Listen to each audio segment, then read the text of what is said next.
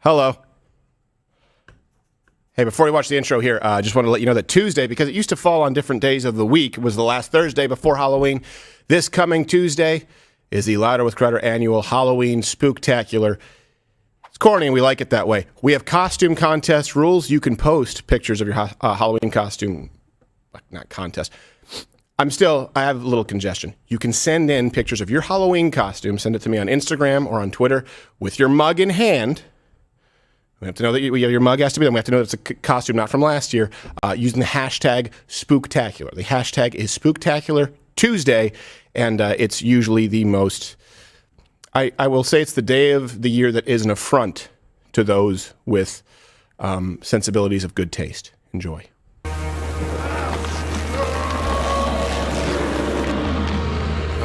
MugClub with us.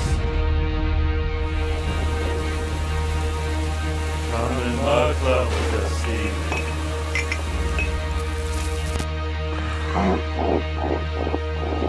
It's the Halloween Spooktacular, everybody. All right, Iceman, how are you? Why are you discriminating against me? Well, just so you know, I can't hear a whole lot today. My championship college swimmer for the women's swim team. That makes sense. And then we have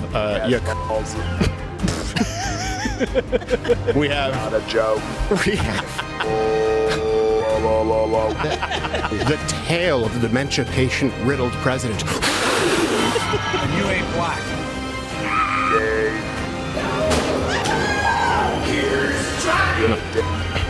Well, I call it the tale of the YouTube tract infection.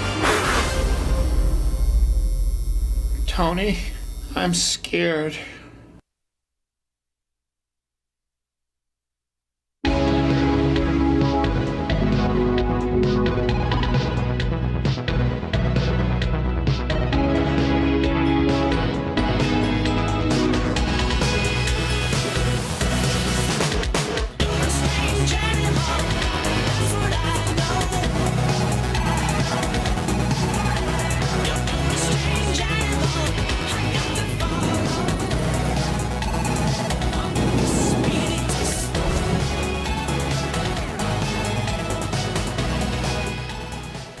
Oh, glad I didn't even do the sip because I was so rattled by the fact that between intros, you guys saw a nice view of my crotch. Well, Swing! that's what the fans want. I apologize. And before you start suspecting, this is Tylenol cold and flu, which I'm mostly fine, by the way, but I took the wrong thing. Yes, I took the Alka-Seltzer. There's day and night. I took the day. What? At night. How do you mess that up? I haven't slept. Well, So, we have a lot to get to today. Obviously, look, there's been this incredibly tragic and just overwhelming shooting that has happened in Maine. Here's the truth. It is 10:15 Eastern, 9:14 Central God's time. We don't know everything, but we know a lot. We know enough to know that the media is incorrect. So we're going to be talking about that. Something that I've wanted to talk about, we teased this yesterday, the truth about the Gaza water shortage. Yeah. Because a lot of people want you to believe that Israel is just stopping water from going into Gaza. But this is actually something that will hopefully be a reference piece for you because it's something that comes up every couple of years, the idea that the Palestinian people don't have access to water, that's being shut down. It's not true. Yeah. There are a lot of myths out there, and we really wanted to make sure that the references were available for you today. Also, in a more current format, why nobody wants Palestinian refugees. People talk about Israel. We've talked about Egypt. But how about we go through Syria? Let's go through Jordan. Let's go through Lebanon. Let's go through Saudi Arabia. I already mentioned Egypt. Did you? You corrected me in run-through saying that there was no access to the Red Sea in Egypt. No, I thought you said dead. And I was going, hold on a second. I don't know a lot of things, but I know shark attacks. And I know that there were shark attacks in Egypt and the Red Sea. They were really, really bad. They were really bad shark attacks. So we'll get to that and more. And of course, look, people will say, oh, it's trite. But yeah, our thoughts and our prayers really do go out to the families who've been affected. And all you can really do is protect your own and pray for justice. So let me ask you a question first, right off the bat. Do you think there's anything suspicious about this Maine shooting? And how have you seen the media cover it? All right. Number 2, Gerald AC. You know what? There's a cup that fell over. I got to fix it. Gerald. Okay, go ahead. Fine.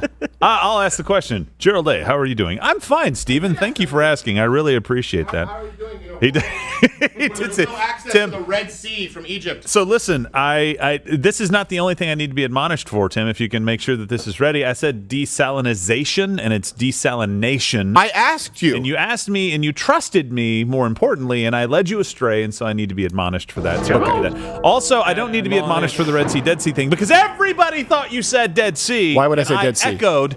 You didn't say shark attack. There are no shark attacks in the Dead Sea. You didn't say They'd be that. dead. The dead sharks. He's They'd be dead sharks. misremembering. Dead sharks don't attack. How are you doing? That was a Goosebumps Choose Your Own Path book.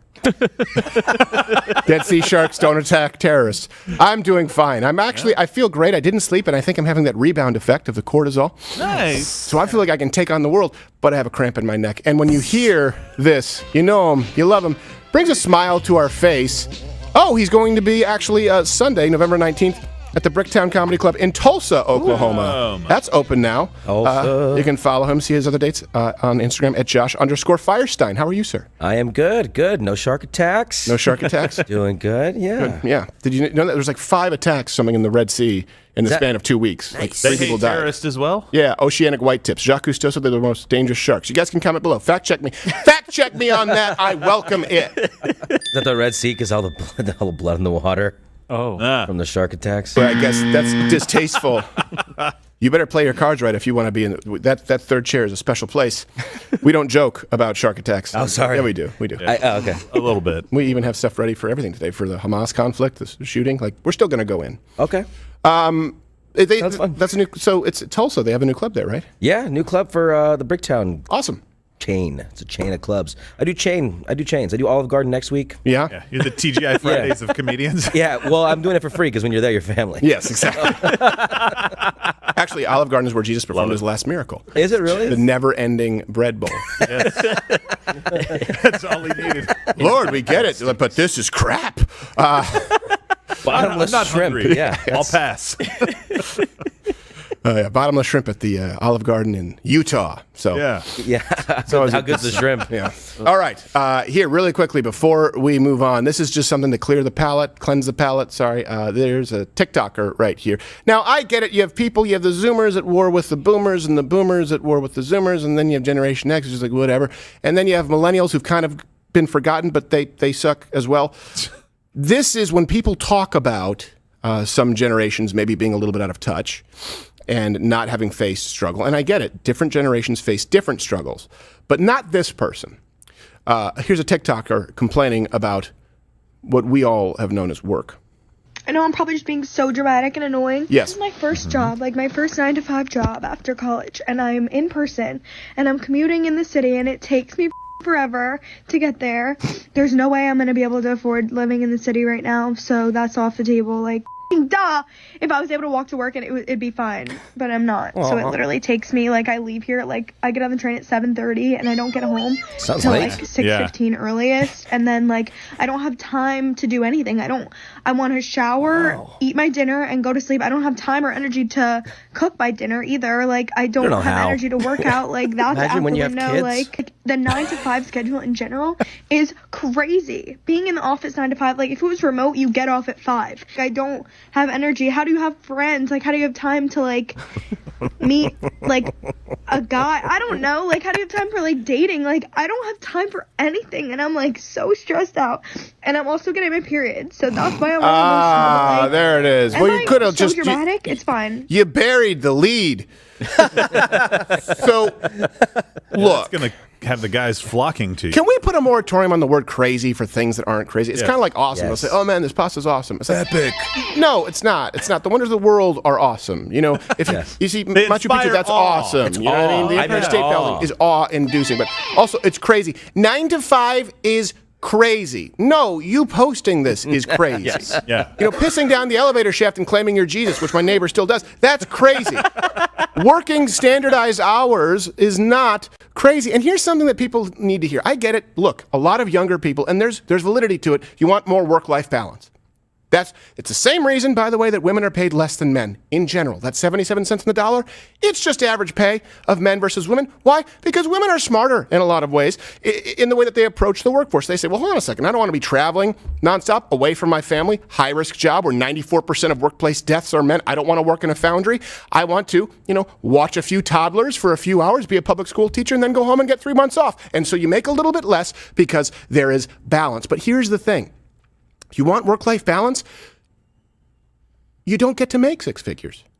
You want to make six figures, you want to become rich, guess what? You don't have as many friends. You don't have as much time for friends. It's true. You get home, you shower, you recover, and then you get back to work. And you know what you want to do?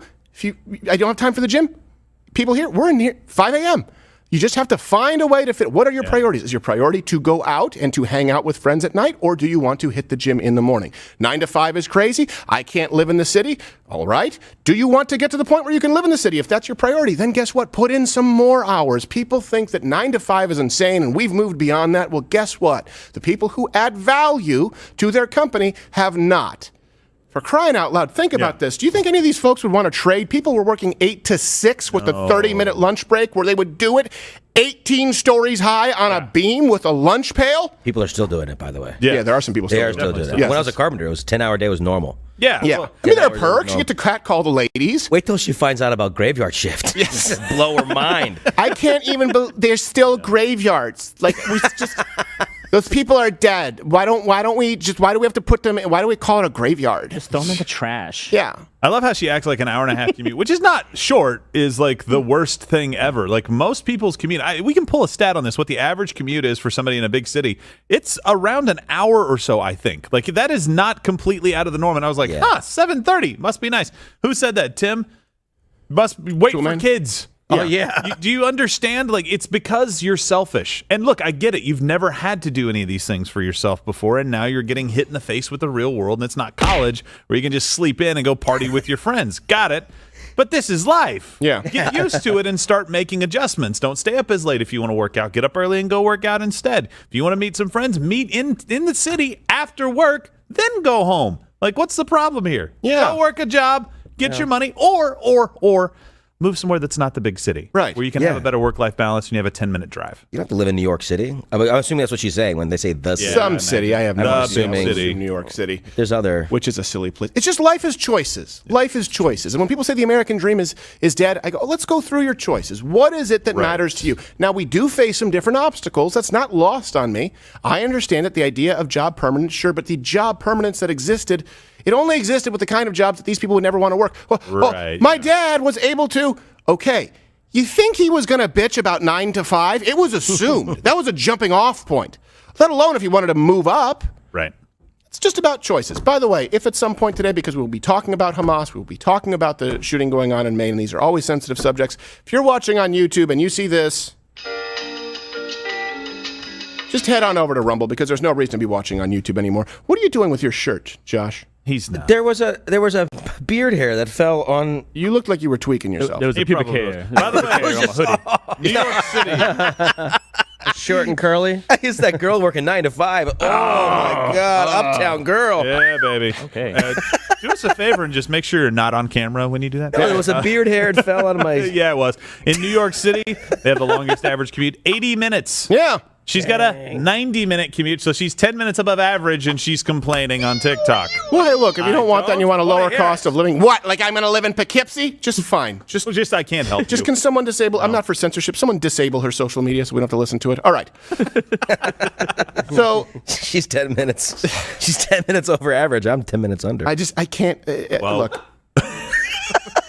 Sorry.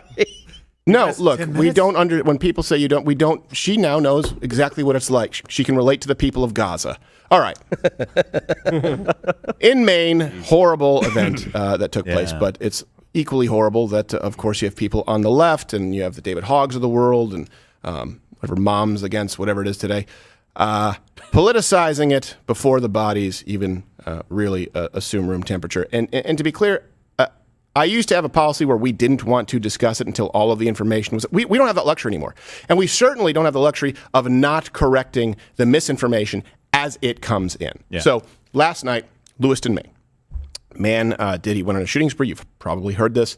killed at least 15 people as of the time of this broadcast, injuring what seems to be dozens more. Here's a clip. At approximately 6:56 this evening, a couple of shooting incidents occurred here with multiple casualties in the city of Lewiston. And police are currently searching for a Robert R. Card, 4/4 of 1983 of Bowdoin. Card is considered armed and dangerous. He is a person of interest, however, and that's what we'll label him at moving forward until that changes. If people see him, they should not approach Card or make contact with him in any way. The shelter-in-place order that currently stands in Lewiston remains. A vehicle, which was a vehicle of interest in this incident, was located in Lisbon, and we are now also asking residents in Lisbon to shelter in place. Okay. They always have to do the same thing. Like, don't approach him. Oh, really? I thought I was going to ask him to be a pen pal. Hey, are you that guy? Yeah, are you that guy? Oh, this is going to be great for the gram, but... Can I get an autograph? Here's the good... Look, there's a silver lining, because I get this is a dark day for a lot of people. One of the silver linings is the best-looking police officer ever is taking this matter seriously. He was on CNN today. I'm going, why? I mean, this guy, it's like Billy Zane walked out, or Telly Savalas, and he's just squinting. Here you go. It's been a long stretch. How are the officers doing across the department from what you can see? Take him out with those baby blues. The shooter's screwed. He has Kojak after him. It looks better than Kojak. You mass shooters today have no class. You have no decorum. Who hates you, baby? Now, the situation is, it's developing, but I'm glad that cop is on the case. Yeah. It hasn't stopped those on the left from immediately attributing motive and pushing gun control. Now, we don't know the motive exactly, but we have some good ideas. We'll get into that. So right off the bat, Gavin Newsom, straight out of Central Casting Couch, said Republicans in Maine rejected a bill this year that would have required a waiting period for firearm purchases. They seriously could not fathom waiting 72 hours to buy a gun. First off, let me stop you there. Yeah, what if you're a woman with a restraining order, a man who says, I'm coming for you? That happened in New Jersey. Remember that? Someone had to go through this waiting period for a firearm? Got killed by an ex-lover. Hey, do you know why people can't fathom a 72-hour waiting period for a gun? Because they have a constitutional right to not have to wait 72 hours from purchasing a gun. Sorry, you guys may not like to say it's in bad taste because the shooting just happened. I don't give a shit. It's a constitutional right. Yeah. By the way, wouldn't have changed anything with this. Gavin, I know you're leading with this because you think that makes you sound reasonable and that everybody's going to be on your side. But when you do that, you're politicizing this situation because this guy was a firearms instructor. He wasn't waiting 72 hours to go get the gun. He didn't just go buy the gun at a Walmart and then go shoot it up. Right. He had it at his house. And by the way, the only photograph that we have him with a gun is not a pistol, which is what you were talking about right there. Right. You're an asshole. Yeah. Pardon my language. But I'm being a little direct because you're trying to do what you always do. Anyway, there's more to this. He went on to say, Maine also does not ban assault weapons, define assault weapon, require permits to carry a gun in public. What do you mean open carry? You know where else they don't? Vermont.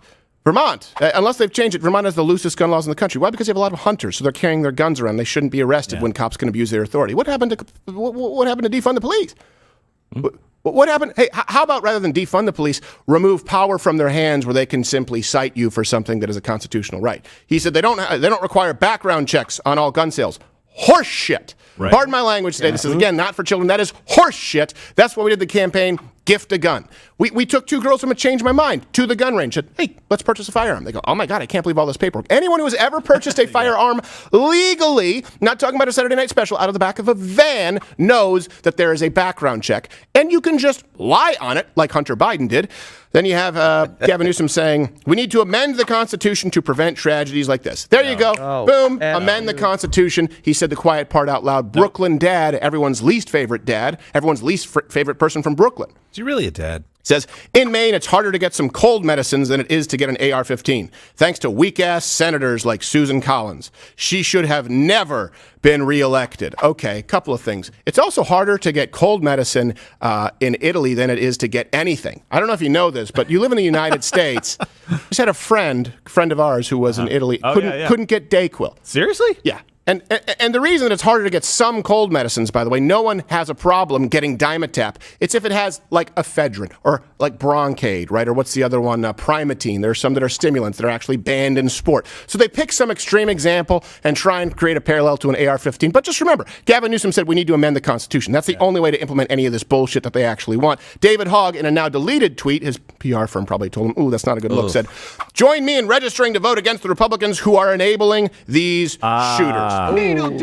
Enabling? Enabling, yeah. By the way, I believe he left that up for only minutes. Yes. And our team caught it. So great job, team. Thank you, team. Thank God for Time Machine. Set the timer, Toolman Tim. For people out there who are confused and saying, what do we know? Okay, here's what we know right now. Suspect, yes, they got it right. The name is Robert Card. He is a certified firearms instructor. He was a member of the U.S. Army Reserves. He recently threatened to shoot up a National Guard facility, and he reported hearing voices in his head. Allegedly, he was committed to a mental health facility for 2 weeks this summer. So what we also know is from these shootings, apparently he shot up at first a bowling alley and then a bar, pub / pool hall, which you're noticing a pattern here. Right. Then he shot up a Walmart distribution center, which seems surprising until we realized that said distribution center primarily shipped bowling balls and pool tables. So this is a guy who's a through line. Hit like if you want to see the scumbag get the death penalty. Yes. All you enabling Republicans. Can we do the expedited death penalty? Immediately. Yeah. Somebody sees him trying to go shoot something else, and they do the American thing and put this guy out of his misery? Yeah. I don't want to hear a call for a ceasefire either. I want him dead. Yeah, exactly. I want him dead on. Where's the call for a ceasefire right now? It just happens when that goes on in Israel. This is worse than a Halloween movie, like a Michael Myers movie. Yeah, it's terrible. Well, you know, this happened actually in Canada. It wasn't as many people dead, but there was a guy in the Maritimes. He had a shotgun, and he was just walking through a neighborhood shooting people. Really? It went on for days, but they knew where he was. They just couldn't stop him because no one had a gun. That's crazy. Yeah. A shotgun is Yeah. Send a Mountie. Let's go. He's on horseback. They need to be, they need to be watered. Of them. They have to get their salt lick. Yeah. shoot the horses. I don't know. I don't know a lot about the equestrian culture. Yeah. I just know that they like salt lick. Yes. I don't know what a salt lick is, but it sounds Just salt. It's a big thing of salt, and the horses lick it. sounds like something in the Dead Sea. Yes. that Gerald couldn't identify on a map. Jeez. He's like, what's that? Is that a lake? No. Red Gerald was versus giving dead. Gerald was giving directions to Moses. That's why they were lost for 40 years.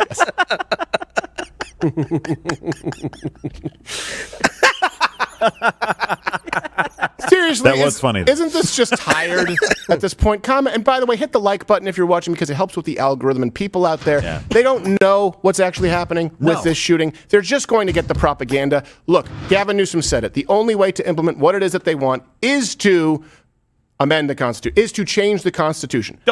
Don't say that. Don't say that. To get rid of the Second Amendment. When he says amend the Constitution, he doesn't mean like put a little bullet point in, like, hey, we're going to have another. Get rid of the Second Amendment, period. No guns. By the way, do you want to live in Israel with no guns? Right. We've talked about this. This is what happens when you have no guns. People can go knocking from door to door to door that are criminals that get guns because they always find a way. They tend not to obey the rules. And we help pay for guns to get in the hands of citizens in Ukraine. Yep. So just not here. Yeah. Just not here. Just not here in the United States. Hey, by the way, before we move on to anything else, there's a new Speaker of the House. Really? That's about the energy I expected in the room. Wow. Mike Johnson. Mike Johnson from Louisiana. And it was announced yesterday. And with the official announcement, no one was actually more surprised than Mike Johnson. Mr. Representative, Mr. Johnson, wake up. Huh? You're the new Speaker of the House, sir. Yeah. Okay. Yeah.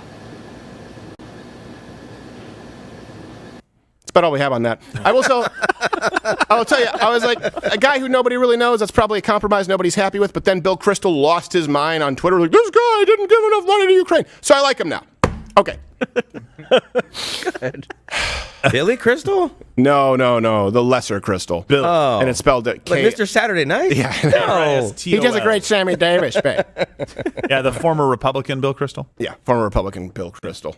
He's like Ana Navarro. I used to be a Republican. That gives me carte blanche to say all the bullshit. I love how you mispronounce the swear word. Hey, you know what? If I have nothing else for you guys, nothing else, if I offer nothing else, and there's a very strong possibility, you can go back to 2008 and see the ABCs of me. There was no money to grift. All right. let's go to the truth here about the Gaza water shortage. Now, the reason this matters is because worse than misinformation sometimes is I guess you should say, subversion of half information, because then it grows and it grows and it grows, and people forget the context.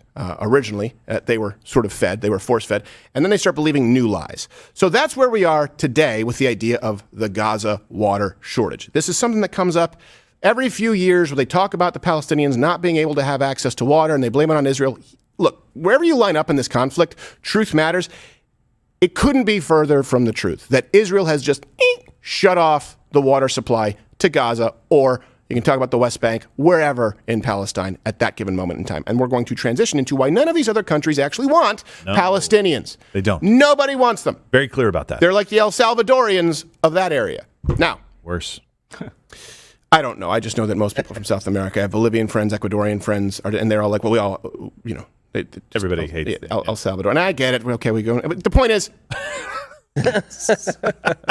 let me ask you, what have you heard about the water situation in Palestine, in Gaza? What is it that you believe? All the references will be made available at louderwithcrowder.com. You can click the link in the description.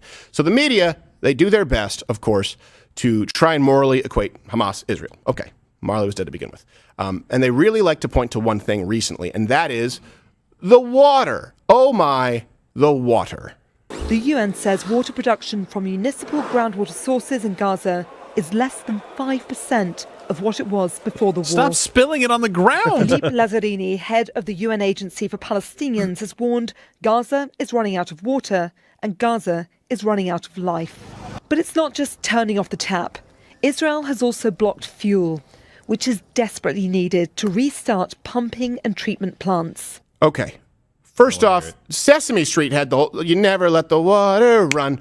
He's just letting it run down a Nestle bottle. I know, it's like half of it's going in. What are you doing? You would be fired if you did that in this office consistently, because we have that reverse osmosis filter in the remit. It's a whole thing. Yeah. It's great water that we have in this office, but you don't just let that's liquid gold. Don't let it run on the ground. Yeah. I cease to care when you do that. They don't respect their own stuff. That's why all their old crap looks just like their new crap. Now, it's not just Gaza. For years, you've heard the same thing about the West Bank, too, right? Yeah. Let's kind of slap you in the face with some truth.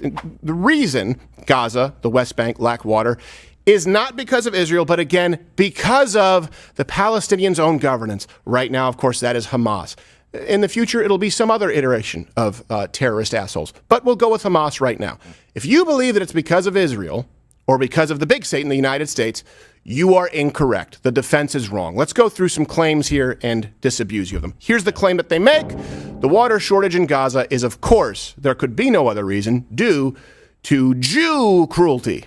Civilians there in Gaza are struggling to access clean water and clean food as this war rages on. Well, how does that Israel impact says water? it's Clean resumed food? some water supply to parts of southern Gaza, but it's unclear if that water is even safe to drink and consume. Why is that unclear? It was fine to consume a couple of weeks ago. And by the way, why do you think they're putting water on in southern Gaza? They told people to get the hell out of northern Gaza so they could bomb Hamas. Well, hold on. We're going to get into that because right now we're talking about water. All right. Sorry. I don't want. But the water works. No, but the point is, they're like, is it not safe to? I mean, it doesn't take Colombo. It's like, well, it was safe to consume last week. It's not okay. Yeah. Did you take a dump in it?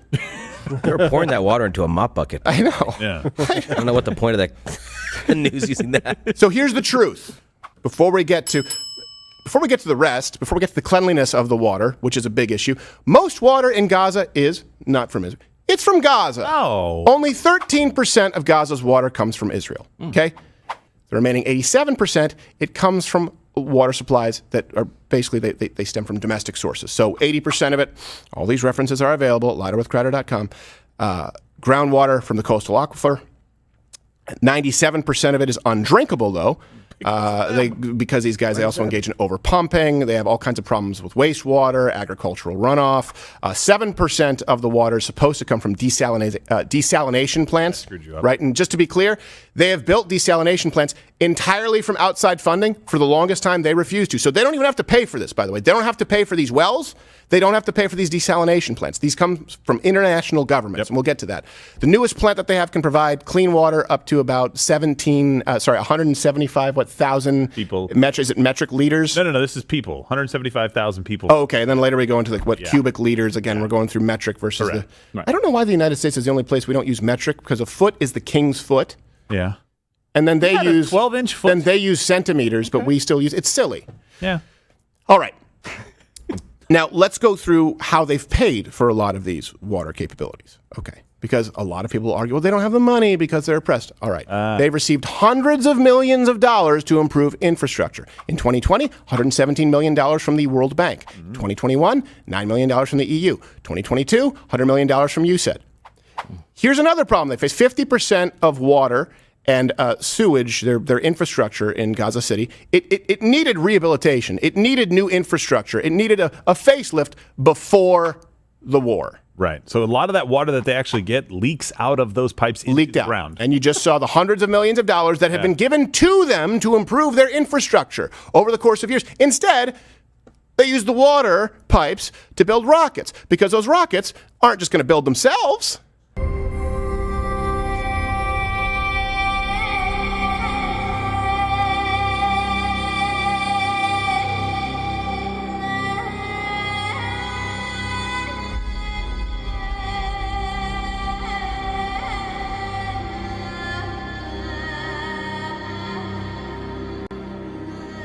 Can Brussels get a refund? They should be.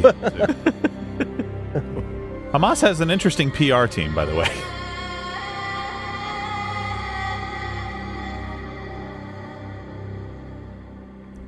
This is why you can't drink water. Yeah, exactly. Habib is spray painting them.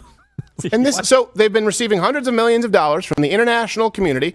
The international community helped build desalination plants, helped them drill for wells, helped get them pipes, and then they use the pipes for rockets. And unfortunately, with all this, children are the ones who are most affected.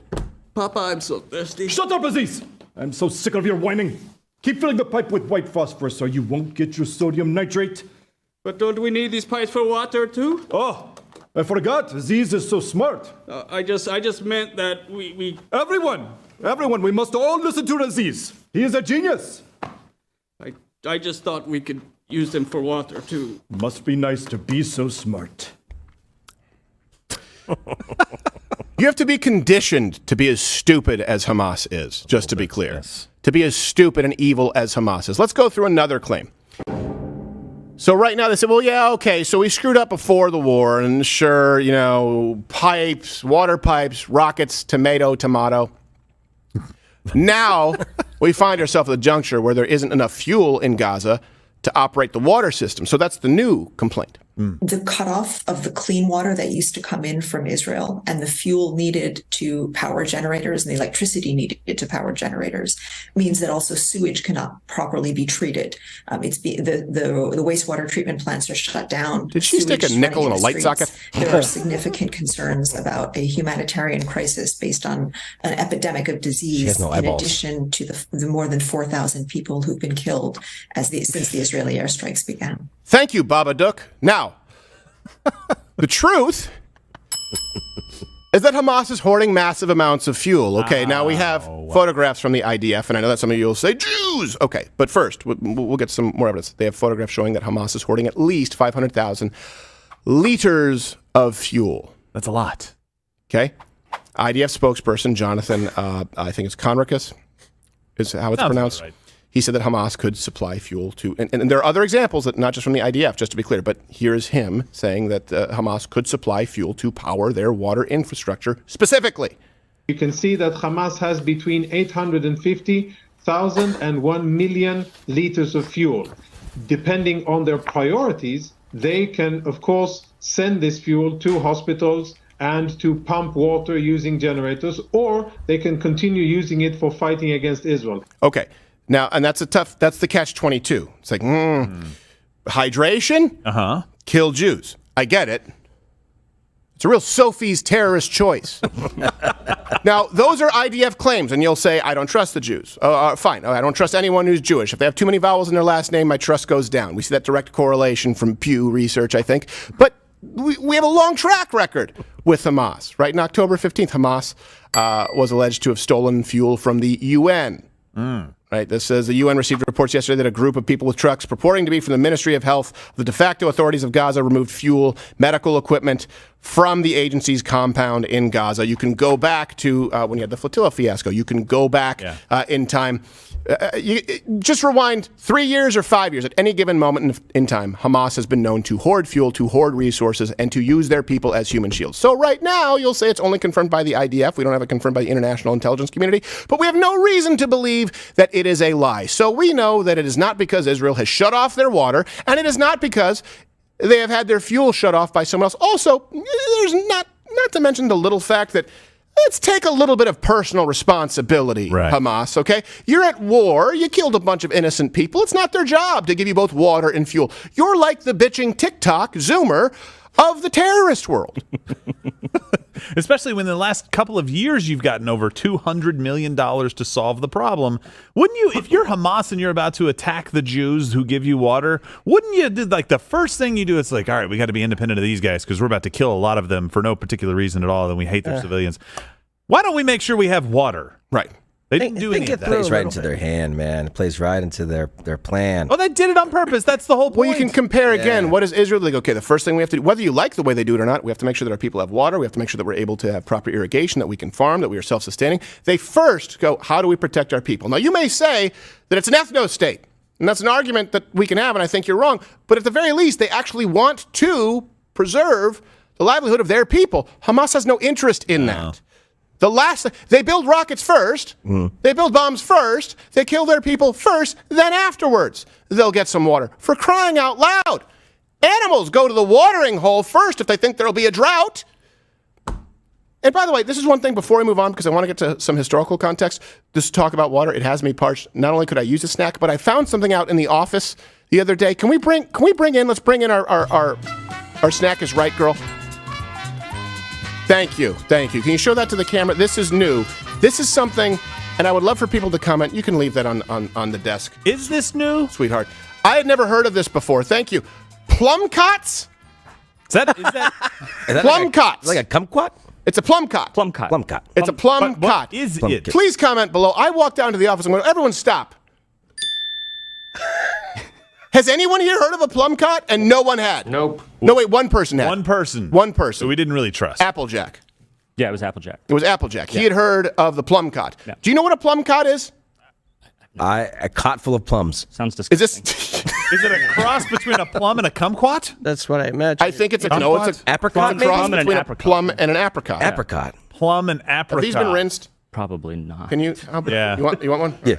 They sound disgusting. By the way, I know it's very girl-like throw, just so you see, but I'm going to hit something in the studio. No, you look like Durant. Did I? Yes, that's what I think. I look just like Durant. Do you want one? No, because you'll have to throw it farther. Actually, yes, because you'll have to throw it farther. This is going to throw the. Him and his Notre Dame reflexes. What is it? That's pretty good. What is it? It Oh, look, more and like, I pull one out and it's bruised. I don't know what it tastes like. It tastes more like, but You want me to wing one at you? No, I don't want you to wing one at me. it's not as tart as a Tree plum. and Wizard of Oz. Nice. Sure he is. Sorry, guys. I know this probably doesn't matter to you. Let me have this one. I was very confused. Brought to you by Big Plum Clot. Are they good? Good. That's good. But now I didn't realize, I don't think I've ever just had an apricot straight. Only time I've eaten apricot is when I accidentally was washing my face and it went in my mouth. St. Ives? St. Ives. St. Ives. Can't use that, though. They found out the apricot shells causes micro abrasions, and it's actually bad for you. Oh, microaggressions? No, thanks. No, micro abrasions. Microabrasions? Is that like when I... Is that when I changed my mind during the transition? Seriously, though, comment below. I didn't know anything about... I forgot the word. Plum cots. Plum cot. Never heard of them. All right. Actually, the problem is now it's good. I don't want to do the show. I just want to be eating the moon. Well, you have to, though. I know. I find it interesting that the only reason that we're hearing about Gaza's water problem that they've had for a couple of years now, it seems. Forever. For I a don't know, time. water problems in the Middle East? For a few days now. Yeah. The only time we find out about it is when Israel, bad guy, is bombing them. Yeah, when they respond. Yeah. Yeah. When they were when they were attacked, It's just So thank you, Israel, for bringing light to the water shortage in Gaza. We appreciate it. The world appreciates it. Yeah, maybe Palestinians appreciate it. Thank you very much. Maybe Ashton Kutcher will go over there and he'll set up some nets. He won't bring Mila. Malaria. Won't bring Mila. Dummy. You remember that? Someone bring that up from Mission Control. They had that. I think the charity was Nothing But Net. Nothing but net. But that's the problem, though. It shouldn't be nothing but net. You should also use chemicals. No, that'll hurt the birds' eggs. Well, what do they do for the other hours of the day when they're not in their bed? That's assuming they have a bed. Okay. Here's another claim that you will hear. It's not just Gaza. Israel's been restricting water to all to like the West Bank. Usually you hear about Gaza and then you hear the West Bank, and sometimes people even confuse them because they're used so often, as far as like professional victimhood. They've been restricting water to the West Bank forever. Director General Adel Yassin says there's plenty of water in the West Bank to meet the needs of Palestinians. This is Al Jazeera. But Israel controls 85% of its resources. That includes They're washing their cars. the distribution, Nice cars, too. and location of wells. He says the last time a construction of a new working well was approved was 15 years ago. Okay, here's the truth. The West Bank has plenty of access to water. Something called the Oslo II Accords. Yeah. Okay? Usually if you read it, if you look it up, you have to write it Roman numeral 2, like a Rocky film. That's true. This is 1995, okay? These accords determined that the West Bank would need about 70 to 80 million cubic meters of water per year. Okay. And then these accords were involved in saying, okay, where you can drill, how we're going to sort of partition this. 2022, the amount pumped from Palestinian wells in the West Bank was 108 million cubic meters. Which is more than 70 to 80 million cubic meters. Again, all of this is available. We make the references available. But here's the problem. This water is not always very consistent. They have those capabilities. But Palestinians and their representatives in the West Bank, they won't repair the leaky pipes. They won't use treated wastewater to irrigate their farms. They use inefficient irrigation methods. They plant the wrong crops at the wrong time. And by the way, not to mention with all this, they still steal water from Israeli water pipes. That's something no one talks about. It's like siphoning gas. They do that. Like, no, this is the good Jew water. It's blessed. It's and just like Gaza, the West Bank, they receive massive amounts of outside funding for said water systems. 2023, World Bank alone, $73 million. We're talking about the West Bank now. 2023 as well, you said $14 million. You're close to $100 million, and they still can't get their crap together. Also, the Palestinian Authority, when people say it's not all Hamas, the Palestinian Authority, okay, they've been caught red-handed consistently stealing aid. You send them money for humanitarian aid and it goes to terrorists. It's like public schools here in the States, only end up with a failed test score. You send humanitarian aid to any governing body in Palestine and it gets used for terrorism. Exactly. They have the money, they have the locations, they have the ability, and they have the green light to be self-sustaining. They refuse to because they just really, really, really want to kill people. I wish that I loved anything as much as Palestinian authorities loved killing Jews. Oh my gosh. At what point do we not care anymore? At what point do we say, look, you've had, first off, in the Palestinian thing on the West Bank, they have more water than they need when they're like, and they haven't drilled a well in 15 years. That's because they have a surplus. They just don't know how to use it. Or they have those capabilities. That's the thing. It's a little bit great. They may not have that water right now. They have access to it. It's on but them they don't. at that They're point. constantly bitch. They'd rather squabble over territory. Say, yeah, but I want that water. Like, but that water's for the Jews. You can get it here. Like, yeah, but we're saying that that's our land. Okay, but right now you have no water. Well, fine. Then none of my people get water. Okay, you're killing them. Yeah. It's like a toddler. Yes. It's like a toddler or a dog. And It's a terrorist toddler. Died like a dog. It is. And this is what every single time former Vice President Joe Biden or anybody else in the world comes on and says, we're going to give money to the Palestinians to help out in Gaza, to help out in the West Bank. This is what happens. Hundreds of millions of dollars go in, and they still have leaky pipes. This is not a major problem to fix. And if it is, we've already given you the money to fix it. I'm sorry that you didn't do your homework properly and you built rockets to fire into Israel, but that's on you. People don't get water. Yes. Also, by the way, without proper irrigation, you can't have these. Plum cots. Plum cots. I want to say they're good, though. I'm not even joking. They're pretty good. I like it. I thought, considering how hard it was, like, you get a plum that's hard. Yeah. It's too tart and bitter. This is firm with a crunch. but it's still largely sweet. Oh, yeah, nice and firm and hard. Thank you. Sweet and juicy as well. Can I just say thank you to today's sponsor, Monsanto. Yeah. They're not a sponsor. That's what I wanted to say. This is not a sponsor. Thank you, Norman Borlaug. Now, dwarf wheat. Is it Borlaug? I don't remember his Norman name. Borlaug. Norman Borlaug. Guy who saved more lives than anyone in the history of humanity. Of the world. Yep. Allegedly. Okay, so all this brings us to the water stuff that you now know is a lie. This also is a big reason why no one wants to bring in the Palestinians. We're going through a little bit of geohistory here today. People say the Jews don't want to take in Palestinians.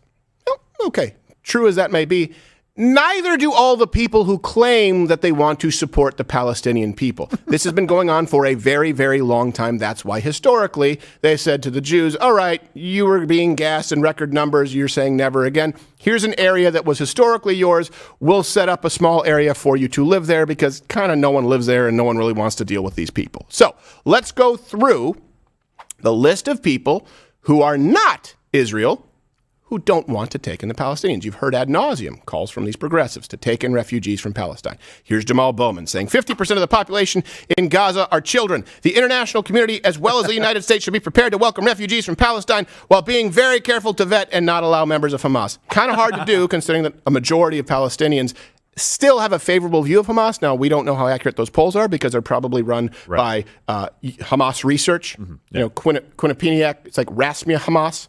But Hamas House Productions. Yes, exactly. Here's AOC speaking the same kind of jibber jabber.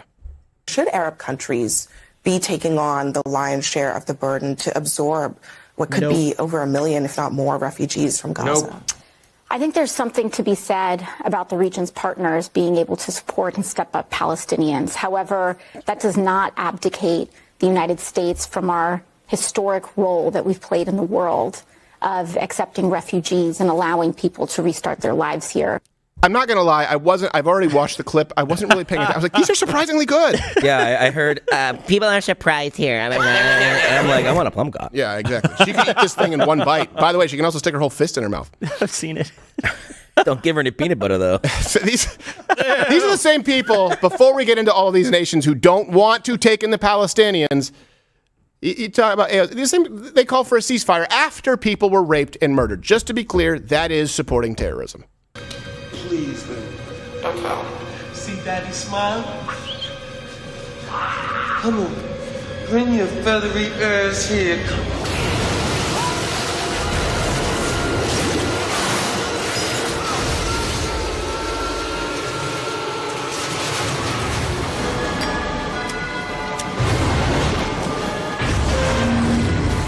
You ate my bird. Hey, ceasefire, guys, ceasefire. Like, we need to calm it down. This is way too violent. Ceasefire.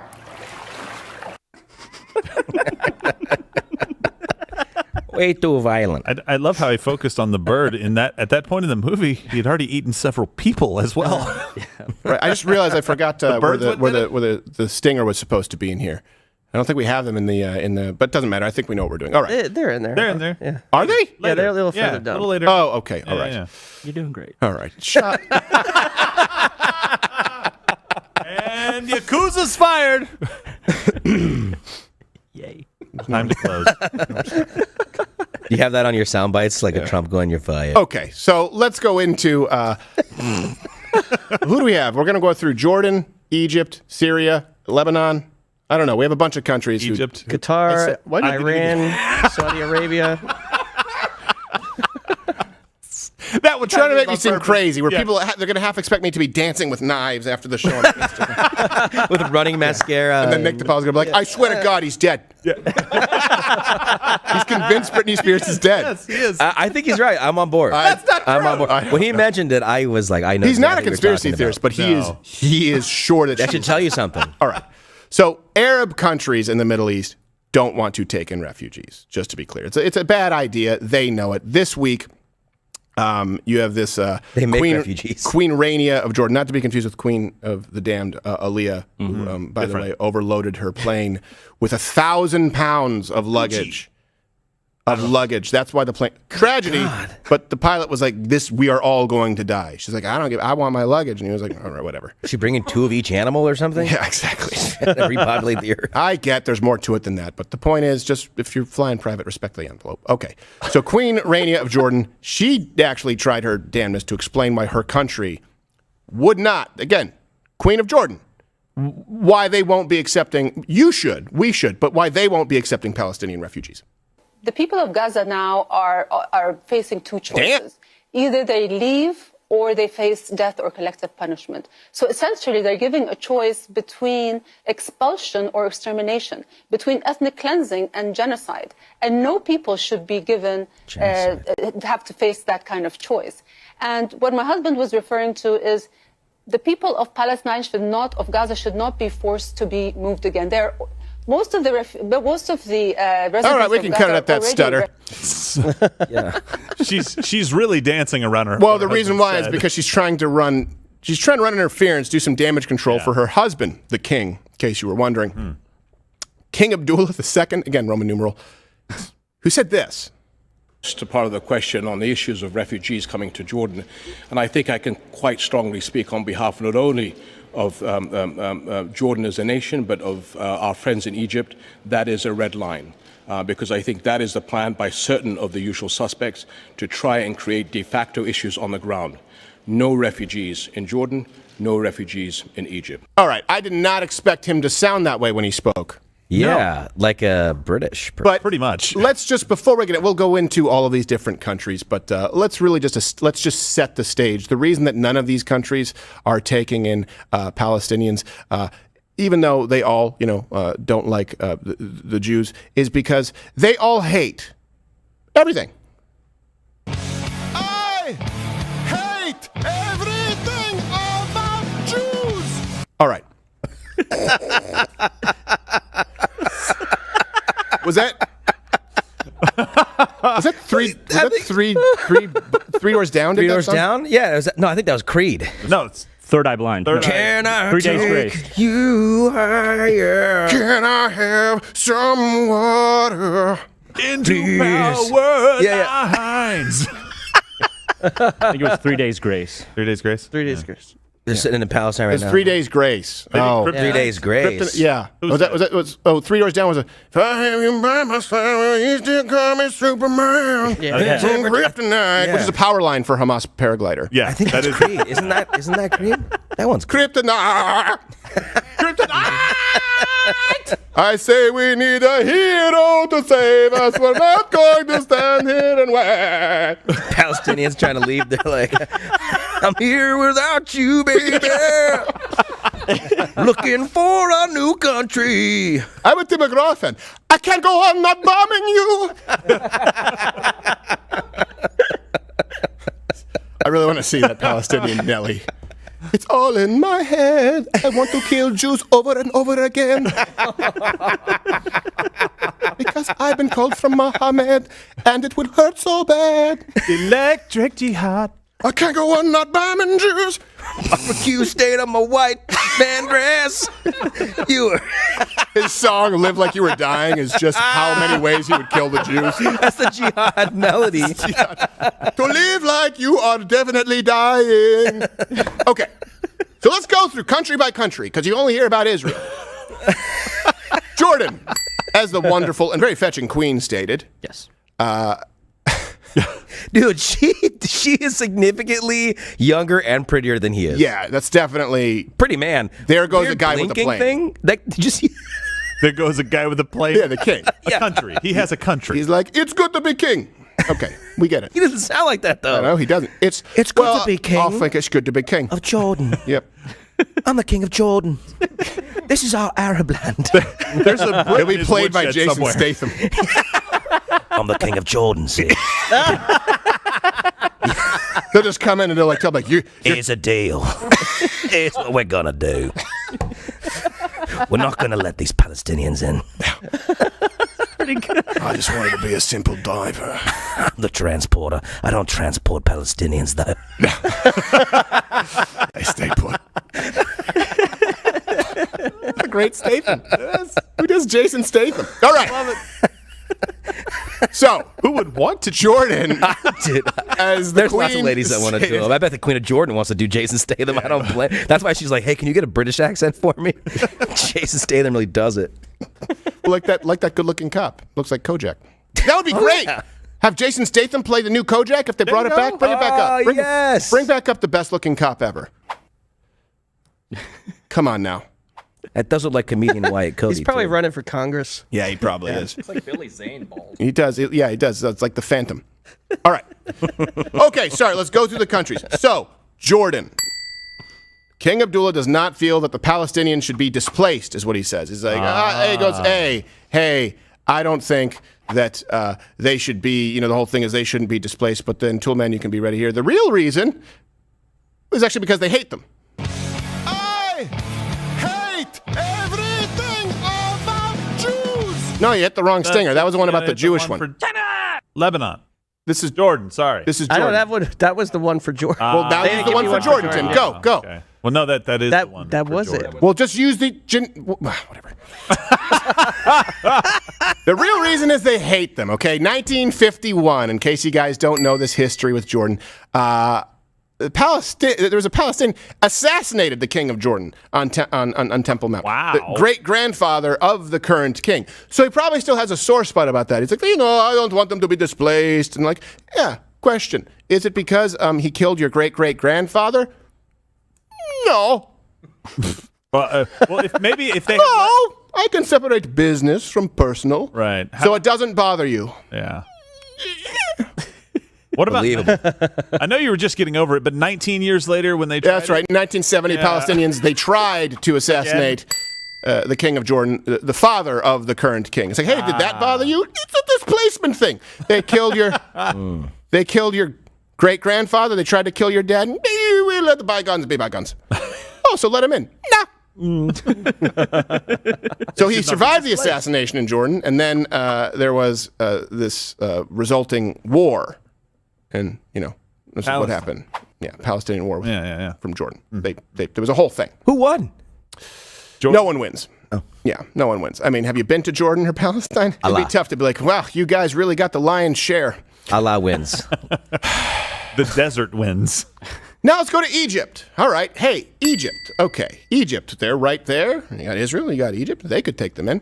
They're trying to claim that, well, actually the economy is not able to cope with the influx of refugees.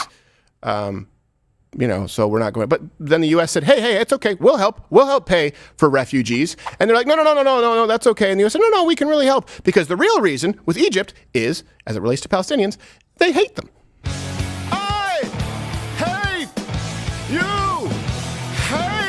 So as it relates to Egypt, Hamas is an offshoot of the Muslim Brotherhood, which is a terrorist organization. They helped win the Egyptian election in 2012 before they were immediately overthrown by the Egyptian army in 2013. So fast. And here's the thing. You live in the States, and so you're easily fooled by You don't understand what a coup is actually like. No. If you think January... Do you have any idea how often leaders get taken out, get swapped out by an army and then guerrillas? Oh, yeah. Like, do you know the history of Haiti? They come in and they're like, yeah, it's a really cute thing. You guys had an election. No. This happens everywhere except for where you are. So you can go on TikTok and bitch about having to work from 9 till 5 and having a 35-minute commute. What a way to make a living. Here's how one Egyptian, who, again, you would think, hey, Egypt, they're going to help their people, the Palestinians. These are not their people. Here's how one Egyptian expressed Egypt's sentiment towards Palestinians in Gaza.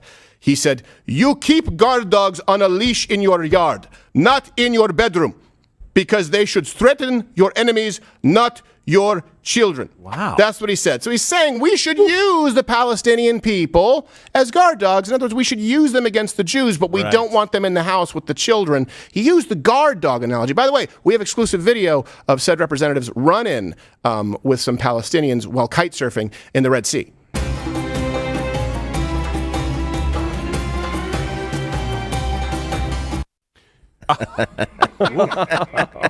I get that you have some trauma. You have to peel back, but hey, hashtag not all Palestinians. Red Sea? More like Dead Sea now, right, Gerald? Oh, come on. The thing is, that's an actual sea, though, and he won't know. I did. I'm being a total C right now. I'm sorry, Gerald. Okay. Yeah, it's okay. Don't worry, I still have the power You're to being a fire total you. dead. See you next Tuesday. Oh, Can't fire him. no. He's a day raider. A day rate? You're fired. A day raider? Well, I mean, because you're not, you're not like a salary because you come in, you're not doing Oh, so he raid. can't fire I thought you meant like a pirate, like a raider. Like I raid your house during the day. I thought that you thought I said day raper. Oh, which is the worst kind of raper because it, you need the cover of night.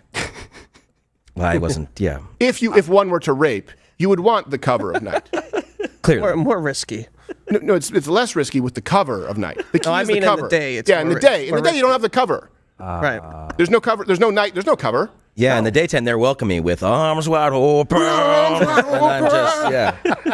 No cover of night. What an awful sight, raped right open. All right. Split like a coconut. All right. Keep going.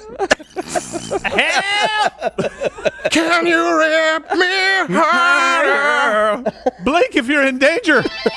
Now I'm blind and I can't see. Tickets are 39 cents. Syria. Did I ever tell you that we were at Fox? When I worked at Fox News and they were guests on Red Eye?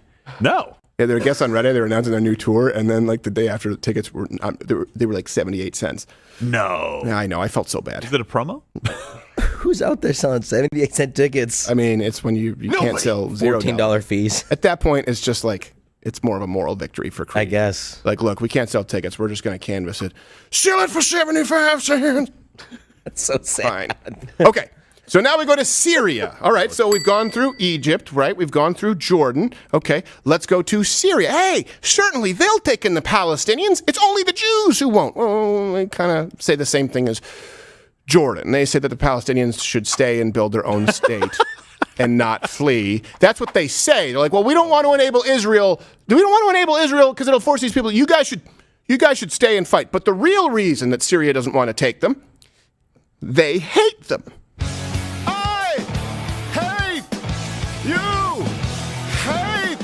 The Palestinians are Sunni Muslims, and of course with Syria, they're anti-Sunni as it relates to the sentiment in Syria's government. They don't want anything to do with it, but they just say, hey, you guys go, you've got it, you don't need our help. Yeah, you build a state over there. That's a nice plot. Yeah, it's a nice, come on, you don't let them, no, hey, you know what, you take those pipes meant for water, you build rockets, and that feeling of accomplishment is something those Jews can never take away from you. That's right. Don't let them push you around. And I would be doing every member of this terrorist organization a disservice if I didn't allow you to build that yourself. That's right.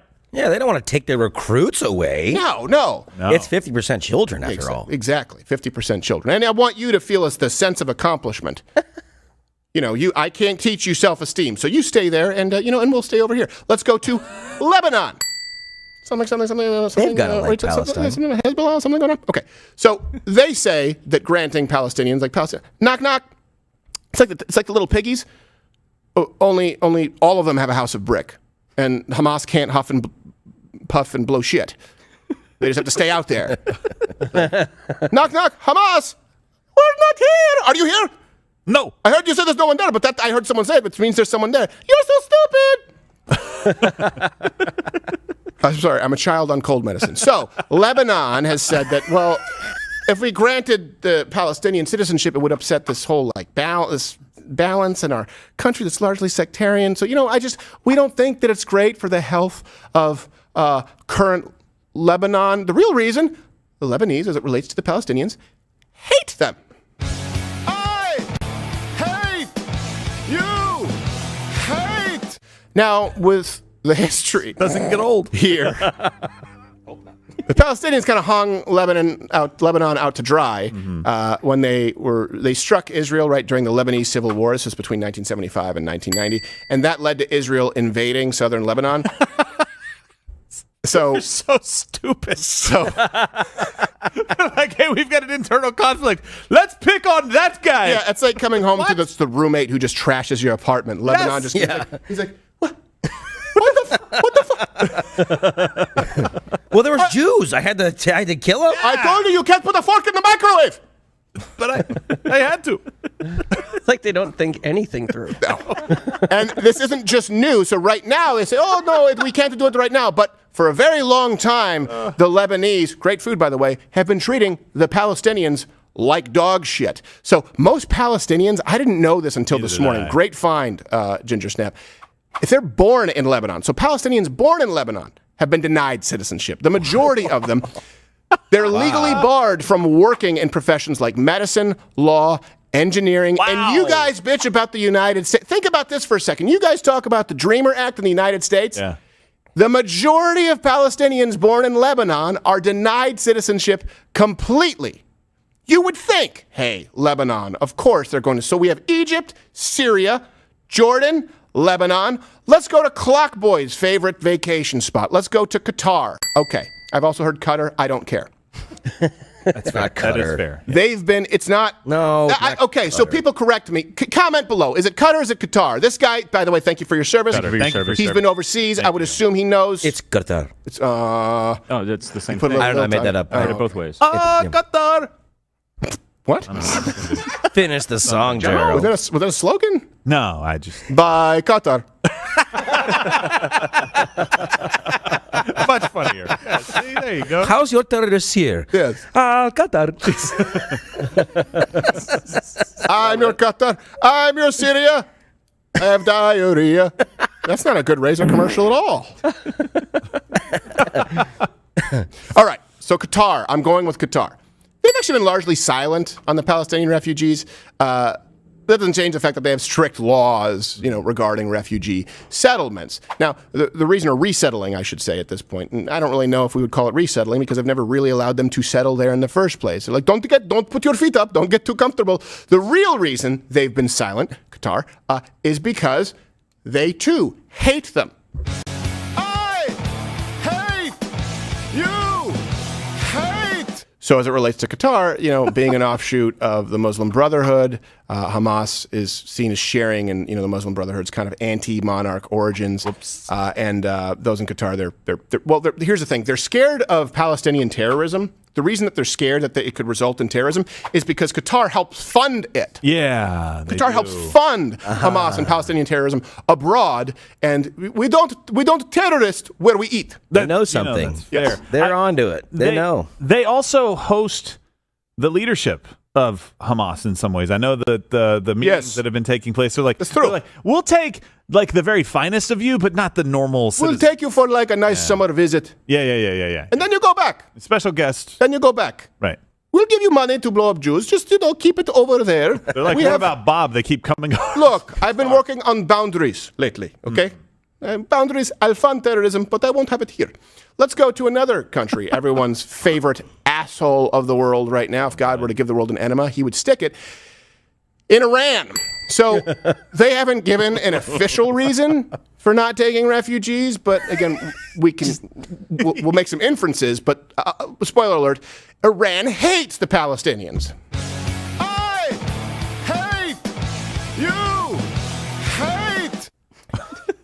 That's why they send them to die. Yes. So much hate. Anti-Hamas sentiment. It's been growing, by the way, among the Iranian public, despite this sort of regime's growing support of Hamas. There's a bit of a disconnect there. So October 20th, here's a tweet that shows a video of Iranians booing a moment of silence for Gaza before a soccer game. Do we have is a clip, or we just have the? It's just the tweet. It's just the tweet, Yeah. Where it says Iranian football fans booed during a minute silence for the people of Gaza at the beginning of a Friday match earlier this month. Fans were heard chanting, "Take that Palestinian flag and shove it up your star." I can guess. It's a long chant. Yeah, it is. Yeah, I think get everybody on board with that. That's really hey, ho, ho. Take that Palestinian flag and shove it up their ass. Wait, what? Okay. Does not go with the previous beat. No, it doesn't. Well, in Arabic, it probably sounds different. Almost like you're out of cadence. Guys, let's get in sync here. Come on, let's tighten it up. This is a yell rally. I'm going to need a little more chach from the left. Can we, hold on a second. What have we gone through? We've gone through Lebanon, Syria, Jordan, Egypt, Qatar. Am I missing anyone? Iran. We went through Iran, and now we have Saudi Arabia. So Saudi Arabia, again, you've only heard about Israel not taking in refugees. They haven't really given much much sort of nuance. I know that's a word that people like to use when they're not super intelligent, and so they love to act as though everything is in a gray area because they don't want to have to explain it or face accountability. So no real nuance from Saudi Arabia. They just outright hate them. I hate you. Hate. Yeah, in Saudi Arabia, anyone showing any kind of support for the Palestinian cause can be imprisoned or worse. I do respect their honesty. Yes. Yeah, at least they just came out and they go, hey, we're not going to try to bullshit you guys. Yeah. We don't like them. Yeah, we don't like those guys. Look, Come on. I'm not a fan. Hey, okay? Have you had their food? Terrible. They're all kids too. It's like they no work ethic. I have got to say, I am just not a Hamas guy. I tried. I'm not. They've even banned. You've heard of the First Amendment? They've banned Saudi imams from praying for the Palestinians.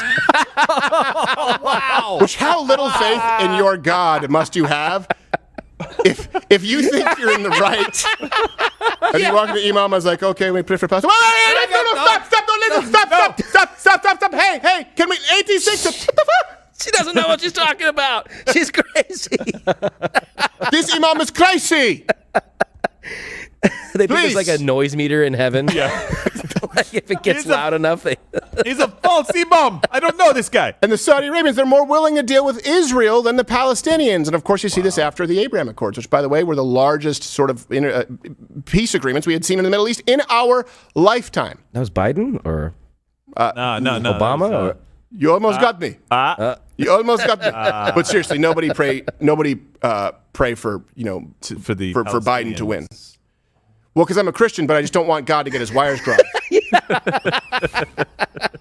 Pray. Hey, you know what? Pray to your Zoroastrian copycat God for Hamas to take out little Satan and big Satan, and we'll still have the world's most powerful military. I'll pray to God. I'll pray to good guy God. Real God. Yeah, Christian, the Judeo-Christian God, and we'll let the cards fall where they're. It's so stupid. Oh, I can't. Don't pray. We have to ban you from praying because. I like God, the man upstairs, but sometimes he has a lot on his plate. What is God like? Well, he prayed for it. What am I supposed to do? Come on. There's like secret prayers going on. Yes.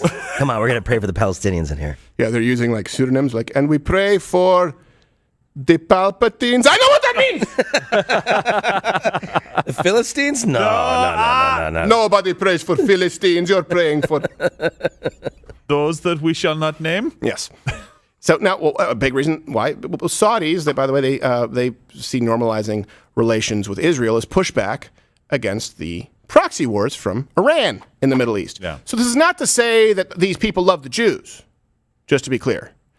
This is just to say that the Palestinians have never been respected and have never been welcomed by any surrounding country, by any Islamic, Arabic, these countries in the Middle East, and I get it, and we're not going to say all Arabic because people say, okay, Iranian, Persian, Assyrian. I get that. I'm just using this as an umbrella term. Non-Jew countries, okay? Non-Jew countries, they don't like the Palestinians because they've all had problems. They have been nothing but problems for all of these countries for a very long time. And then when these wars come out, some of them decide, hey, we can use this for a little bit of anti-Semitic propaganda. Saudi Arabia said, you know what? No, we would rather deal with Israel than deal with Iran and the proxy wars in the Middle East. And by the way, this has inspired the Palestinian people to produce a new reality show. So they do make lemon out of, for those on audio, it's way worse than you thought it was. What the? God. Keeping Up with the Palestinians for those listening on audio. And by the way, if you're on the road...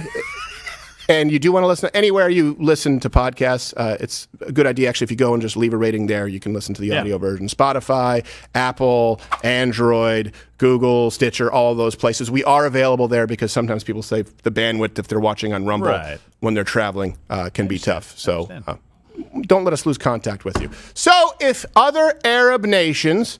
Middle Eastern nations are completely unwilling to take in the Palestinian refugees. We went through Syria, Jordan, Egypt, Lebanon, Qatar, Saudi Arabia, Iran. Am I missing any? Don't say Dead Sea. I swear I will murder you in your sleep.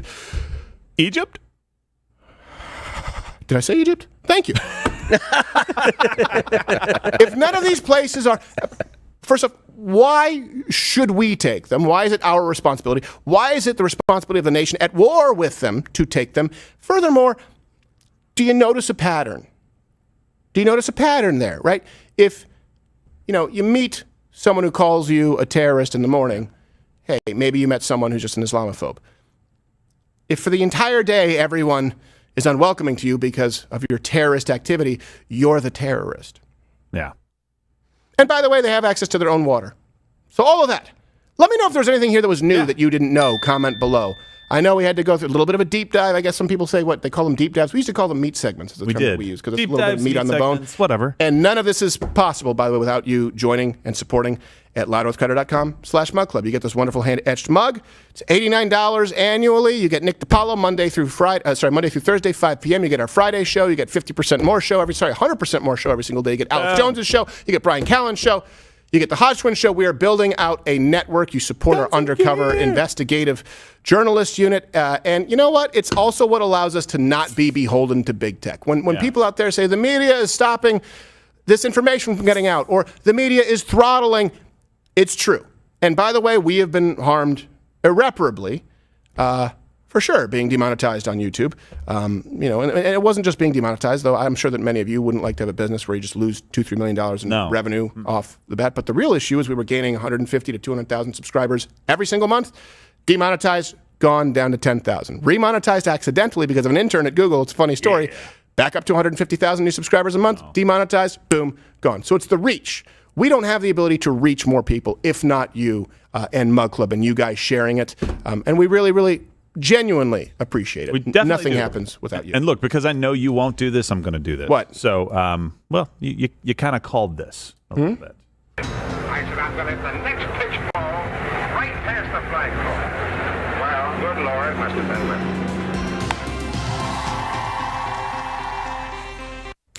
Look, you guys may have heard over the last several months a number of organizations out there saying, hey, we're actually getting screwed by big tech and we're going to make some changes so that we're not so dependent on big tech. Especially over the last couple of days, you've seen that happen where people have said, hey, big tech, I guess, is out there. We're going to go to a subscription model. And look, that's great. I'm glad people are finally coming on to join this team. Like, we have taken, and you specifically, for years have taken the hit for blazing the trail. We have been punched in the mouth over and over and over again by big tech. And we've said, hey, guys, the best way forward for this movement, if we want to be able to reach people and make this work, we have to get out of bed with big tech. We have to do it. And people always told us they knew better than us. People always told us that wasn't necessarily the way to go, or people always told us that they had a better way, they had a better mousetrap for it. And I'm just loving that people are finally waking up and seeing that. So that's fantastic, but we've been doing it for years. And Mug Club, we can only do it because of you. That's the model people are going to, is a Mug Club type model. People that want to support and want to do it. But I just need you to know, we've been out there taking the hits on this. You knew it. We knew it. A bunch of other people that are on the same team, that wear the same team jersey at the very least, have said that's not the way to go, and now they're coming around to it. I'm glad they're doing it. Better late than never. We do want all of these people to succeed because we want voices for conservatives to be loud and to be heard by as many people as possible and not be beholden to big tech. And, Stephen, you've been doing it for years. You called it. I said I'm going to hit the next pitch ball right past the flagpole. Well, good Lord, must have been with me. Well, thank you. I have no idea to whom you're referring, but I like that that's a baseball reference. I don't really like baseball. I will say, baseball's cool. Changed my mind. I would have never been happier to be wrong. Yeah. You know this. I always wish that I was right. wrong. Where people would say, "Hey, they'll kill us last." Yeah. And it's pervasive, unfortunately, on the conservative side. And by the way, this is why we have the YouTube dump button. I want to reach people where we can reach new people, but that has changed. They've made it impossible to reach new people with the truth. Or you do, but to a much smaller degree. So something that was really exciting for us is to see the bulk of our daily viewership move over to Rumble, right? Move over to Mug Club. I mean, if you're going to be a brother in arms with someone, would you rather be someone who's doing the bidding of YouTube, Meta, Facebook, or the people who flipped the bird to the government of France, the people who flipped the bird to, Parliament? Was it Parliament in UK? Yeah, in the UK as well. It's hard for me to keep track of all the governments. This has been going on for a long time. And by the way, I know that we have sometimes some tech issues, and that's because so many of you tune in and when you watch live with Rumble. So these things are not perfect. Those things are being ironed out. But long time ago, we decided, hey, we need to uncouple, I guess, to use the term from big tech. And we said, hey, the British are coming. But in this case, it was big tech, gender queer chain gangs. We said they're coming, they're coming for you. People said, no, we think we can play ball. And now a lot of people, I think, you're going to see more of this as we go into election season. Hey, we were removed immediately before the last election. Yeah. And I think that a lot of other conservatives are going to be facing that. You can't make up for it with sponsors.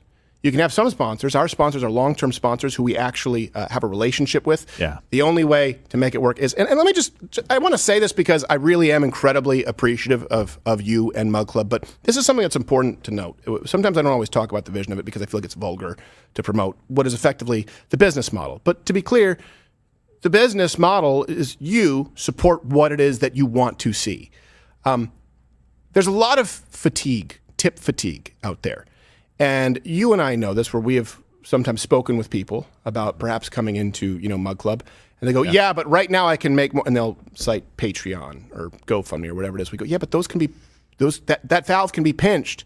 You go, well, if I combine my revenue from YouTube and I combine my revenue here and what I'm going to make on, but that can always go away. Yeah. And so I understand that for you as a viewer right now, there are so many places to pay. I mean, not only is there like the Netflix and Peacock and the Hulu and Disney and whatever else. I don't know where they do the Sylvester Stallone thing. Is it Paramount? But then you also have to go and hit a tip jar for this creator, that creator. At the end, you end up paying way more than you did for traditional cable. And what we want to do is to give you enough value where it's less than, it ends up being about $7 a month along with this mug and more shows that you want that you were already watching anyway. Not all of them will be home runs for you. Not every show here will be for you, but our goal with every single new sign up is more content, more impact, and more independence. We will never, ever be dependent on big tech again. If you see these doors shutter at some point in time, and when it's curtains, and that day will come at some point, it will be because you decide that you don't want to watch this anymore. You decide that the network, that MugClub isn't something that's of value. And by the way, I'm okay with that. We will never close these doors because YouTube, Facebook, Meta, or even Twitter, X, sorry, it's hard to know all these changing names, say, hey, you're not allowed a seat at the table. You decide if we stay or go, and I would much rather be serving you, being beholden to you, than to some asshole in Palo Alto who probably says that we should take refugees while he has a spare bedroom. So if you're watching on YouTube, head to Rumble. If you're watching on Rumble, click this button right now. You can join MugClub and continue watching because it is Chat Thursday. Gerald, thank you very much. We are going to see you on MugClub and MugClub members, of course, tomorrow, another show. Piss off YouTube.